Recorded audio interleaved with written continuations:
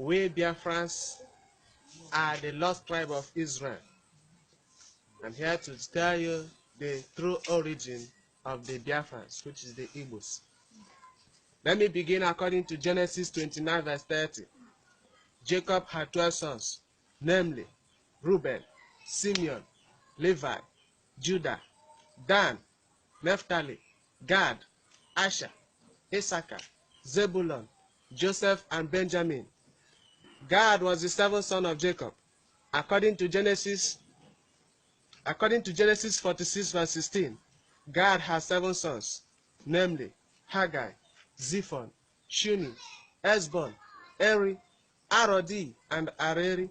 Sometime in the Middle East, famine struck, and Jacob moved with his family and other 70 relations to Egypt. But before then, Joseph, who was the 11th son of Jacob, had been sold by his brothers to Egypt, where he was made governor general under a king Pharaoh. As time goes on, the Pharaoh that knows Joseph died, and they started suffering persecutions from the hands of the Egyptians.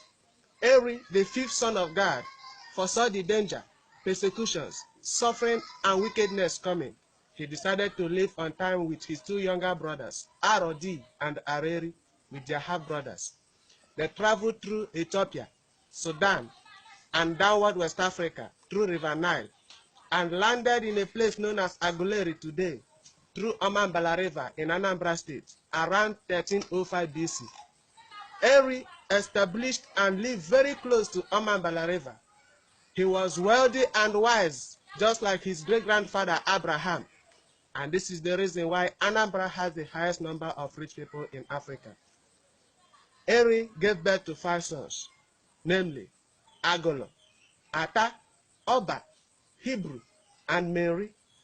Agolo, as the first son of Eri, stayed back and established Aguleri in Anambra State. Ata moved upward north and established Igala Kingdom, and this is the reason why their overall chief is known as Ata of Igala in Kogi State. Oba left and founded Oba Kingdom in Anambra State. Hebrew, which was later changed to mean Igbo or Hebrew, he was a very powerful and spiritual man, and this is the reason why people from this area are always spiritual. He left and founded Igbo Etiti, Igbo Adagbe, and Igbo Eze within Nsukka and part of Anambra State. Mary left and founded Agukunri, Nri Kingdom. Arodi, which is the 6th son of God, left and founded Arochukwu, very industrious, good at art and craft. Example, Abangwa people of Aba. Arodi gave birth to Nembe, Ngwa, Ogoni, Abakaliki, Afikpo, Aro Aket Ekpene, which is Akwa Ibom, Aro Eche, which is River State, and Aro Ndizogu. During slave trade, Aro spreaded all over the world, America, Brazil, and Cuba. And Aro festival has always been celebrated in Cuba till today. Areri, which is the 7th son of God, was a man with a lot of wisdom. The native tongue of his descendants is what you have today as Central Igbo. People from this area has the highest number of graduates and professors in Igbo land. He gave birth to Owerri, Umuahia, Diobu, Okigwe, Elele, and Mbano, while Eri's half-brothers left and founded Ijao nationality and part of Edo State and many parts of Niger Delta. Evidence and similarities.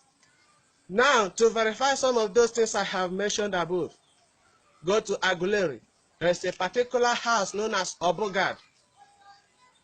That is House of God. This Obogad in honor of their father Gad, the 7th son of Israel. Remember, Gad was the 7th son of Jacob.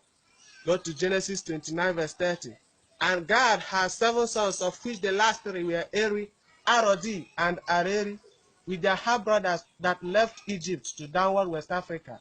Go to Genesis 46 verse 16.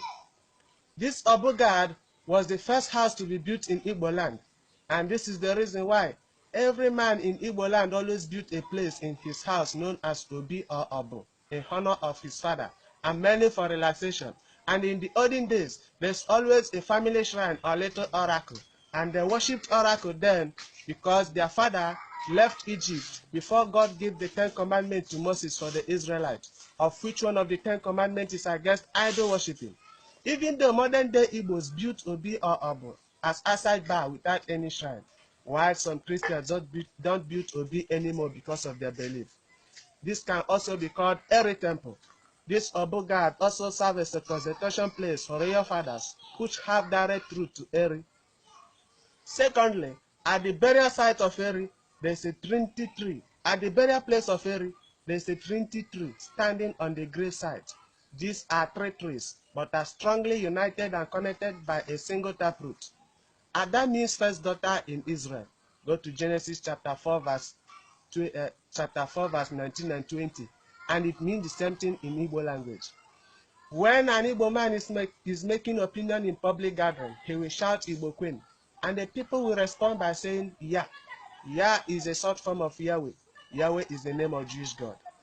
The Israelites manufacture 80% of world weapons and 70% of USA weapons, just like the Igbos manufacture 80% of the weapons used during Biafra War, of which no African nation had ever done. The Igbos were only defeated due to hunger policy. By now, we should have been manufacturing war weapons for Africa, and no country should have gone outside Africa to purchase war weapons to fight insurgency, if not for the bad policy of Nigeria. The Igbos are the most highly technologically inclined people in the whole Africa.